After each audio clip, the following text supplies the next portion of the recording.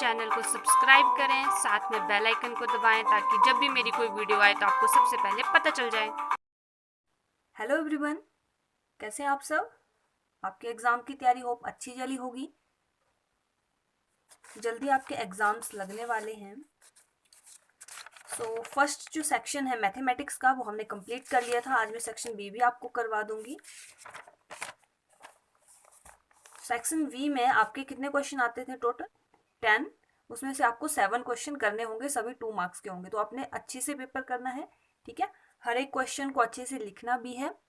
तो हम स्टार्ट करते हैं बिना टाइम वेस्ट किए। क्वेश्चन नंबर 13, ठीक है। पेपर आप सबके पास होगा, तो एक बार आप पेपर देख लीजिए फिर हम स्टार्ट करेंगे। हम क्वेश्चन ही करेंगे फिर 20th एंड ये आपका 22, ठीक है। ये आपका 21 क्वेश्चन। ओके, क्लियर, देख लिया आपने। अब क्वेश्चन नंबर 13 से स्टार्ट करते हैं। क्वेश्चन नंबर 13 है, find the HCF and LCM of 510 and 92 by the prime factorization method. तो ये वाला क्वेश्चन जो है क्वेश्चन नंबर 13, ये आपका है एक्सरसाइज नंबर 1.2 में से क्वेश्चन नंबर सेकंड क्वेश्चन है, उसका आपका सेकंड ही पार्ट है, ठीक है। सेकंड क्वेश्चन का सेकंड पार्ट है। आप चाहे वहां से बुक में से भी देख सकते हैं, ठीक है। तो फर्स्ट ऑफ ऑल हमारे पास है 510 एंड 92। तो हमने कैसे लिखना है, गिवन नंबर्स। देखो, लिखेंगे जितना अच्छे से आप, उतना ही आपका पेपर जो है वो अच्छा होगा। एग्जामिनर भी उसको देख के उसको अच्छा लगेगा, ठीक है। एंड 510 एंड 92, ठीक है। फिर हम लिखेंगे प्राइम फैक्टराइजेशन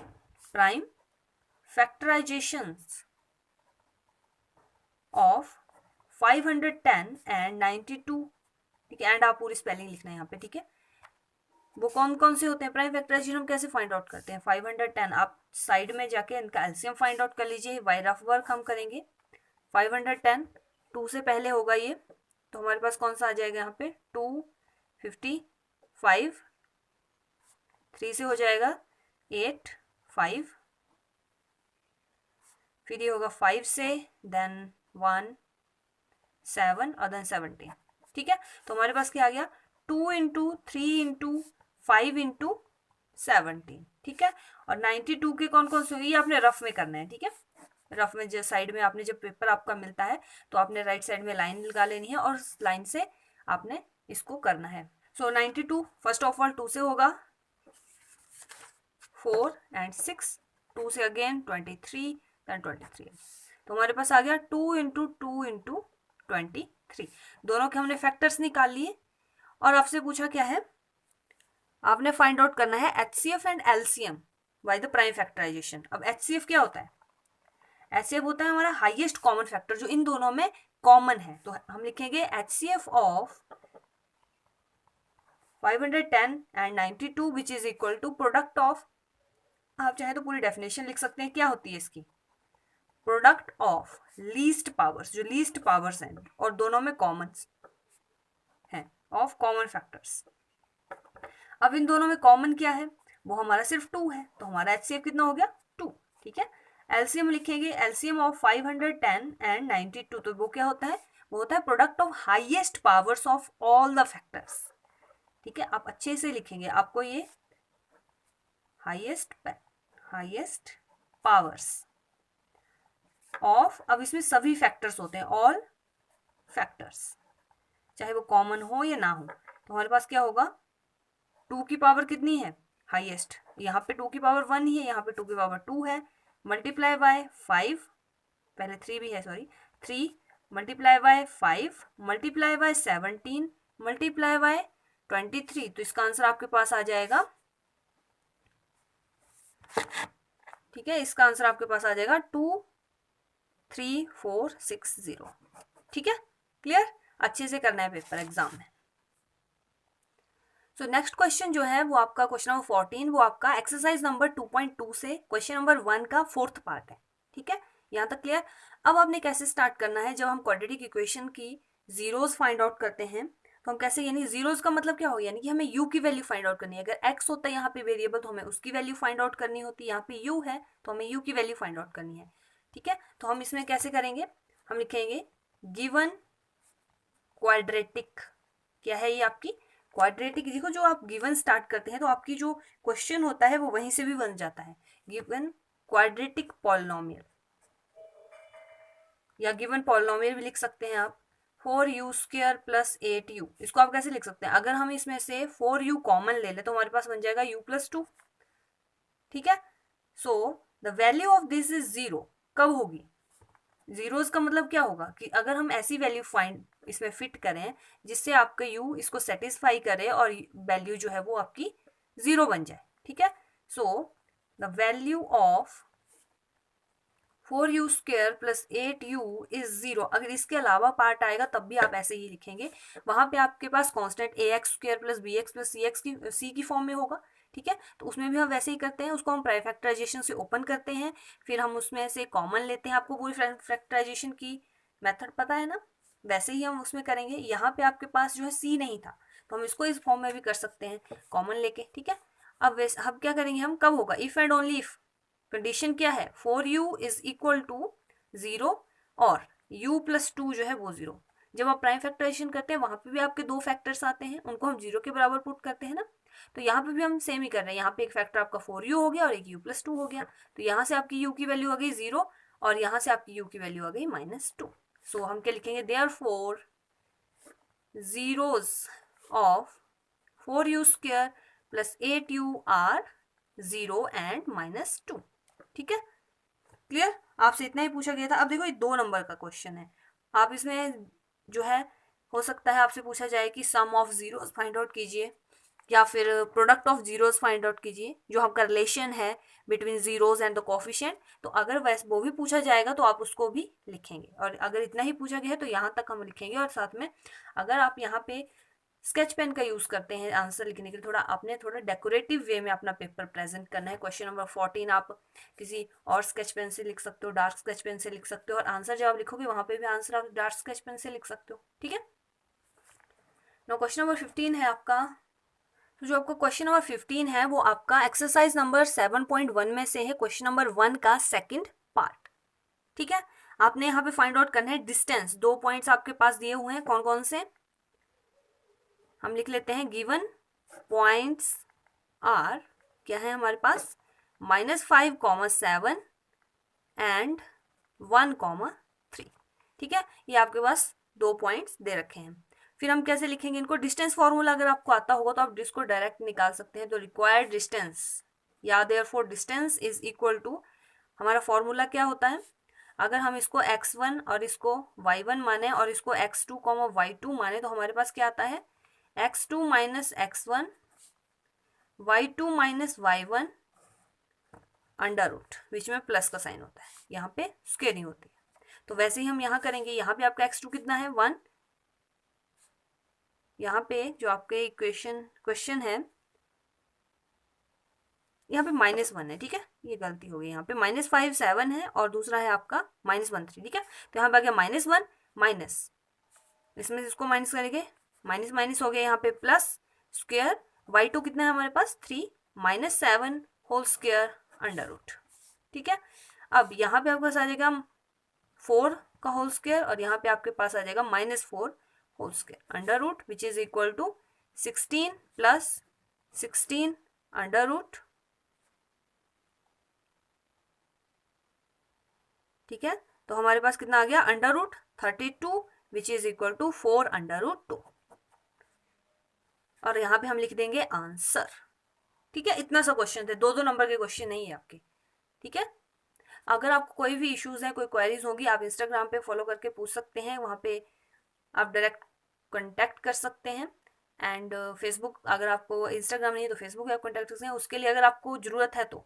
ठीक है, वहाँ पे हम डायरेक्ट बात कर सकते हैं अगर कोई भी आपकी क्वेरी है तो। अगर वीडियो पसंद आ रही है तो लाइक करना ना भूलें।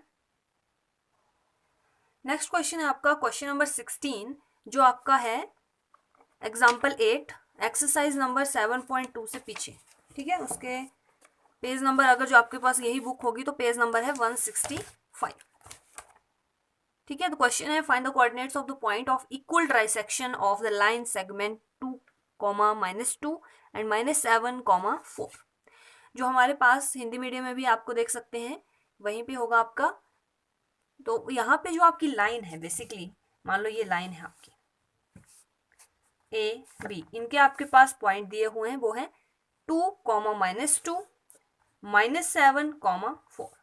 और आपको बोला है कि जो एक पॉइंट है वो उस लाइन सेगमेंट को 3 इक्वल पार्ट्स में डिवाइड कर रहा है, ठीक है। एक पी मान लेते हैं और एक क्यू मान लेते हैं। ये 2 पॉइंट में इसको डिवाइड कर रहा है, यानी कि ये आपकी पूरी टोटल है। ये वाला हिस्सा कितना होगा, अगर हम देखें तो 1:2 होगा। अगर मैं इस हिस्से ये वाले काउंट करूँ, ए बी काउंट करूँ और जस्ट ये लूँ तो ये वाला हिस्सा 1 हो गया, इसका 1 पार्ट, और ये जो बाकी वैसे हैं वो 2 पार्ट हैं, तो 1:2 में डिवाइड कर रहा है इसको ए बी को।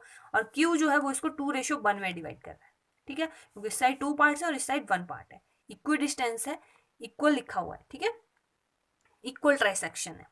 यहाँ तक आपको समझ आ गया। ए बी को 3 हिस्सों में बांटा है। अगर हम ए बी का पॉइंट, सेंटर पॉइंट जो हमें सेक्शन पॉइंट लें वो हमें पी लें तो हमका 1:2 होगा, अगर क्यू लें तो 2:1 होगा। और हमसे पूछा है कि आपने ये दोनों कोऑर्डिनेट्स फाइंड आउट करने हैं, ठीक है, कि आपने यहाँ पे कौन सा पॉइंट होगा, ठीक है। तो अगर हमने सेक्शन फॉर्मूला आपने अच्छे से पढ़ा होगा, आपको क्लियर होगा, तो आपको ये आप अच्छे से कर पाएंगे। तो हम पहले क्या लिखेंगे, लेट पी एंड क्यू, ये आपका एग्जाम्पल है, आपकी बुक में भी आपको मिल जाएगा। Let P and Q be the points, पहले तो हमें मेंशन करना पड़ेगा, क्वेश्चन में लिखा नहीं है कि पी एंड क्यू है, तो हमें वो चीज बतानी पड़ेगी उन्हें। Let P and Q be the points of trisection of A B, that is AP is equal to PQ which is equal to QB, ठीक है। आप फिगर बनाएंगे इसको, तो AP जो है वो PQ के बराबर है, QB और जो ये तीनों है आपस में इक्वल है, QB के भी बराबर है, ठीक है। सो देयरफॉर P कैसे डिवाइड कर रहा है इसको, P divides AB internally, internally divide कर रहे हैं इसको इन द रेशो, कितनी रेशो में डिवाइड कर रहे हैं, आपको मैंने क्लियर किया कि 1:2 में इसको वो डिवाइड कर रहे हैं। So therefore the coordinates of P by applying the section formula, ठीक है।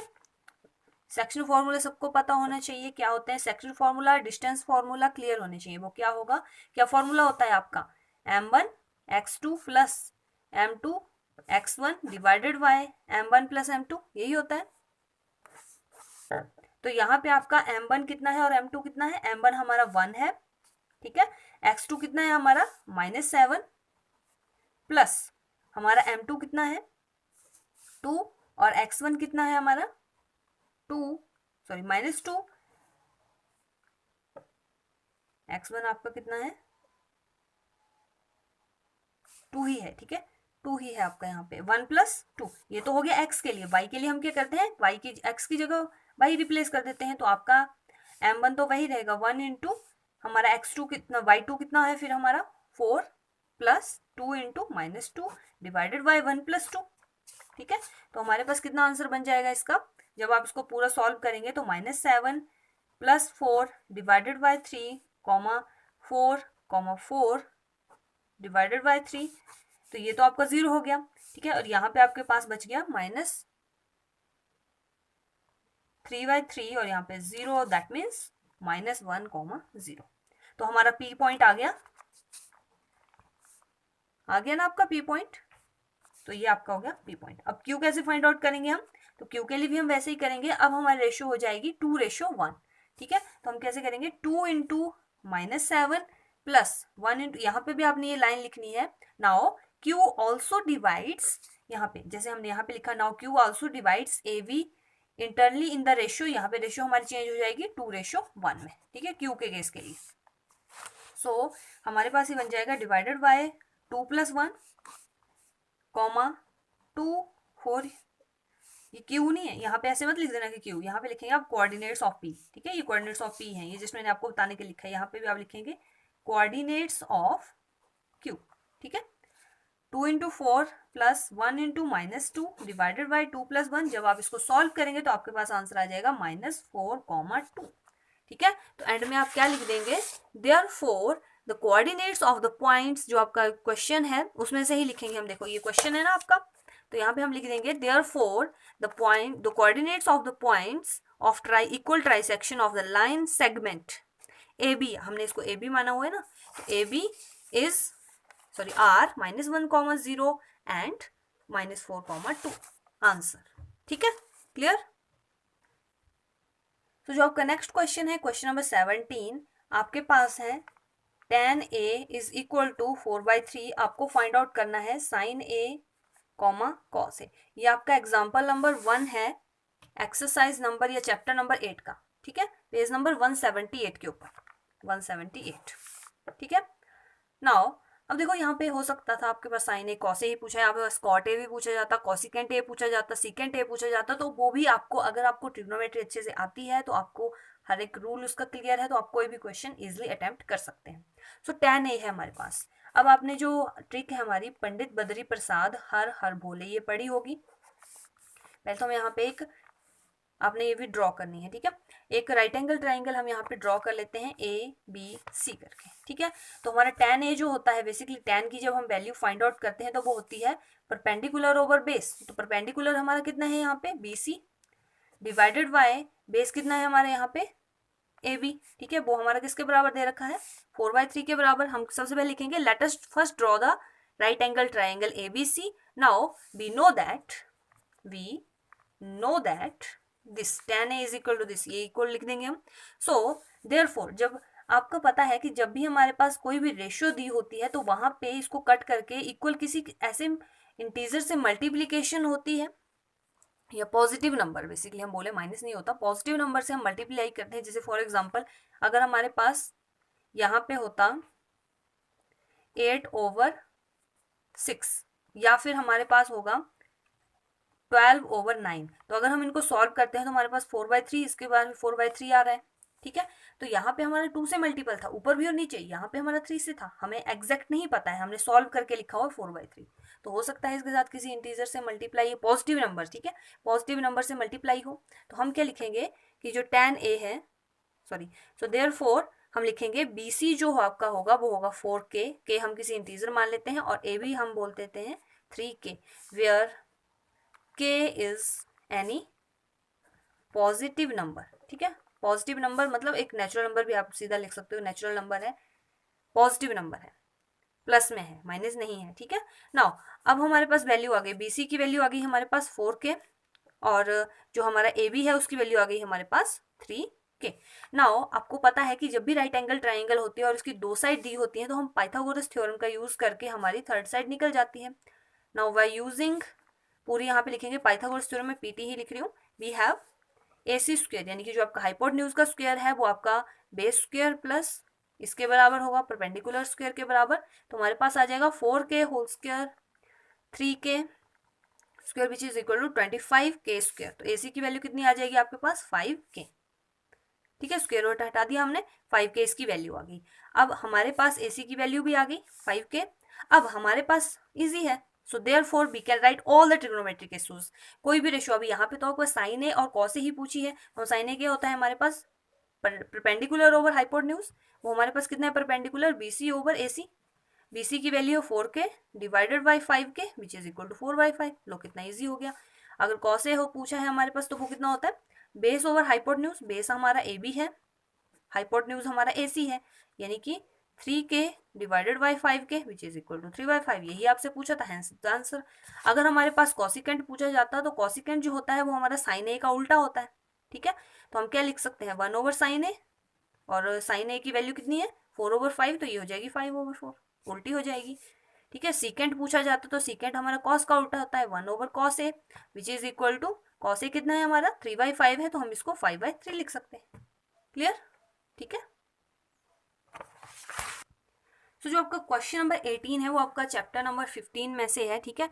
यहाँ पे जो आपका क्वेश्चन नंबर 7 है ये वही है बेसिकली, पर आपसे डायरेक्ट पूछा गया है कि अगर आपके पास इफ PE जो है हमारे पास है 0.992, ठीक है, और आपसे पूछा है कि what is the probability of not E की क्या प्रोबेबिलिटी होगी, तो हम कैसे फाइंड आउट करेंगे। हमें पता है कि जब भी कोई इवेंट होता है तो उसको फाइंड आउट करने की उसकी जो प्रोबेबिलिटी होती है वो होती है हमारी 1, ठीक है। तो हमारे पास क्या होगा therefore the probability of the not E वो कितनी होगी, उसके लिए हम V बार E के ऊपर बार लगाते हैं, ठीक है। तो वो आएगी 1 माइनस टोटल, पहले आप लिख सकते हो कि टोटल प्रोबेबिलिटी कितनी होती है जो आउटकम हो रही है प्लस जो नहीं हो रही है, ठीक है। या फिर आप डायरेक्ट यहाँ से लिख सकते हो PE इज 1 माइनस यहाँ पे जो आपकी प्रोबेबिलिटी होती है किसी इवेंट की, पहले तो आपको फॉर्मूला क्लियर होना चाहिए। Probability of occurring an element, एक इवेंट की, वो ये जो टोटल होती है, एक तो हो गया होगा, एक हो गया नहीं होगा, यानी कि टोटल हम उसको लेके चलते हैं 1। ठीक है, अब अगर हमें यहाँ पे पी ई बार निकालना है तो हमारे पास क्या आएगा, 1 माइनस पी ई, जितनी प्रोबेबिलिटी होती है, यानी कि 1 minus 0.992 which is equal to 0.008। Minus करना आता है सबको, 1.000। अब देखो जो पॉइंट है उसके नीचे पॉइंट आना चाहिए, तो यहाँ पे आ गया 992। ठीक है, 8, 9 में से 9 0, इसमें से 0 और यहाँ पे 0। ठीक है, क्लियर, इतना सा था, आपका 2 नंबर का आया था। तो जो आपका नेक्स्ट क्वेश्चन है वो आपका इसी चैप्टर में से है, क्वेश्चन नंबर 14 का पार्ट नंबर 4। ठीक है, क्वेश्चन नंबर 14 पार्ट 4 15.1 का। ठीक है, तो आपको पूछा है कि आपके पास एक वेल सफल्ड डेक है 52 कार्ड्स का, find the probability of getting the jack of hearts. तो सबसे पहले हम लिख सकते हैं टोटल प्रोबेबिलिटी या total number of cards, total number of cards वो हमारे पास है 52। नाउ नंबर ऑफ, जो हमारे पास पूछा है जैक ऑफ हार्ट्स, जो आपका हार्ट होता है उसका जैक कितना है, एक ही होता है ना, 1। सो देयरफॉर प्रोबेबिलिटी कितनी होगी उसको फाइंड आउट करने के लिए, उसको कि वही आए, प्रोबेबिलिटी ऑफ गेटिंग, अब टोटल में से है गेटिंग जैक ऑफ हार्ट्स, वो हमारे पास आ जाएगा आपका 1/52। ठीक है, क्लियर। 2 नंबर के क्वेश्चन हैं ये। क्वेश्चन नंबर 20, क्वेश्चन नंबर 20 है आपका, ये 1.4 एक्सरसाइज में से है। सो आपका एक्सरसाइज नंबर 1.4 है, क्वेश्चन नंबर 1 है और 10th पार्ट है। क्लियर। अब x कितना होगा हमारे पास, जो आपके पास दिया है, हमने फर्स्ट ऑफ ऑल क्या करना होता है, let x is equal to 77/210। आपने बताना है कि टर्मिनेटेड है या नॉन टर्मिनेटेड डेसिमल एक्सपेंशन है, टर्मिनेटिंग है। ठीक है, तो उसके लिए हम क्या करते हैं, पहले तो उसको थोड़ा सा सॉल्व कर लेते हैं। 11/30, 7 से ये कट हो जाएगा। ठीक है, अब आपको कंपेयर करना होता है, इसको कंपेयर, इसको 1 मान लेते हैं, compare 1 with which, x is equal to p/q, इसके साथ आप कंपेयर करेंगे। सो हेयर p आपका 11 है और q आपका 30 है। देखो इसको मैं डायरेक्ट करवा सकती हूँ, पर आपने लिखने का वे भी सीखना है साथ में। नाउ फिर हम क्या करते हैं, प्राइम फैक्टर्स करते हैं आपके q के। Prime factors of q is equal to 2 × 3 × 5। ठीक है, और ये जो है इसकी फॉर्म जो है वो इसके फॉर्म में नहीं है ये, या फिर 2n या 5, क्योंकि यहाँ पे 3 भी है। विच आर, आप लिखेंगे which are not in form of, this form में नहीं है। तो अगर ये इस फॉर्म में नहीं है, दैट मीन्स आप क्या करेंगे, therefore x is equal to 77/210 is, ये आपका क्वेश्चन में से ही बन जाएगा, is have a non terminating decimal expansion. अगर ये इस फॉर्म में आ जाता तो आपका ये टर्मिनेटिंग डेसिमल एक्सपेंशन होता। ठीक है, तो आपका क्वेश्चन नंबर 21 है, आपका एक्सरसाइज नंबर 8.2 से क्वेश्चन नंबर 1 का सेकंड पार्ट है, ट्रिग्नोमेट्री में से है। ठीक है, तो आपको बोला है ये आपको इसकी वैल्यू फाइंड आउट करनी है। तो आपको पता है कि tan स्क्वायर 45 डिग्री का मतलब क्या होता है, ये साइन स्क्वायर हो यहाँ पे कुछ भी हो तो हम इसको बाहर लिख सकते हैं। ठीक है, which is equal to 2 tan 45 degree और cos 30 डिग्री और sin 60 डिग्री। अब इनकी आपको वैल्यूज पता होनी चाहिए। तो tan 45 डिग्री की वैल्यू होती है 1, cos 30 की होती है √3/2, √3/2 60 की वैल्यू होती है। उनके सॉल्व करेंगे, आपके पास 2 आंसर आ जाएगा। जो आपका लास्ट क्वेश्चन है सेक्शन का, वो आपको नहीं करवाऊंगी, वो आपका कंस्ट्रक्शन में से है। तो आपका question number, exercise number 11.2 question number 4 है, तो आप उसको कंस्ट्रक्शन को अच्छे से चेक कर लें। ठीक है, so all the best for your exams, keep studying, thank you.